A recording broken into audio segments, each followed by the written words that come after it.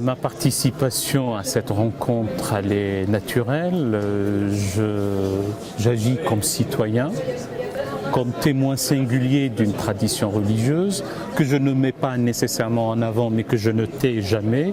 Mais avant tout, c'est l'idée de s'acquitter de ses devoirs de citoyen pour être fondé d'en réclamer les droits qui m'animent au plus haut point. Et je saisis l'occasion qui m'est offerte dans cette rencontre pour le faire savoir. Et j'encourage cette fois-ci mes concitoyens, mais aussi mes corélégionnaires à agir de la sorte, de cesser les jérémiades, les pleurnicheries, l'approche victimaire et de passer d'un statut passif où l'on a à subir à un statut d'acteur de sa destinée pour faire société commune. Au-delà d'un simple vivre ensemble où l'on est ensemble, mais est-ce qu'on vit en symbiose, en intelligence, en osmose, en synergie, dans une mosaïque humaine, ou est-ce qu'on vit dans la défiance, dans le repli, dans la crispation? Et donc pour dépasser ce cadre-là, il y a un engagement commun, un engagement à construire une nation commune, une société solidaire, fraternelle et prospère pour tous, dans laquelle tous les citoyens, via leurs représentants, auront à produire du droit pour vivre ensemble et la législation finalement n'est qu'une émanation rationnelle des hommes mais qui s'applique aux hommes, hommes et femmes bien entendu.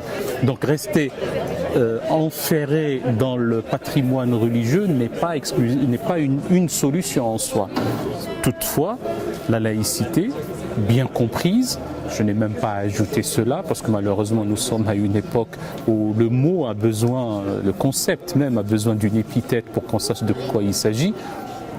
D'aucuns la qualifient d'ouverte, d'autres de fermée, d'autres de positive, d'autres de négative, etc. Eh bien, en tout cas, cette laïcité ou cette voûte commune de la laïcité qui nous est propre doit permettre à l'ensemble des citoyens de vivre dans la liberté de conscience, la liberté religieuse, la liberté de croire ou de ne pas croire, et même de changer de religion. Mais tout cela doit se faire dans la dignité des hommes et des femmes qui vivent dans ce pays. Et là, d'un côté, aux musulmans, je le dis donc clairement, il faut cesser de s'agripper aux épiphénomènes d'ordre alimentaire et vestimentaire. Ce n'est pas ça le cœur de la spiritualité ou de la tradition religieuse. Et de l'autre côté, au pouvoir public et à ceux qui sont amenés à présider aux destinées de la nation, de ne pas faire une fixation maladive sur une frange de la nation. Et c'est comme ça qu'on pourra, en harmonie, en bonne intelligence, une intelligence hybride du cœur et de l'esprit, construire effectivement cette nation qui nous est chère à tous.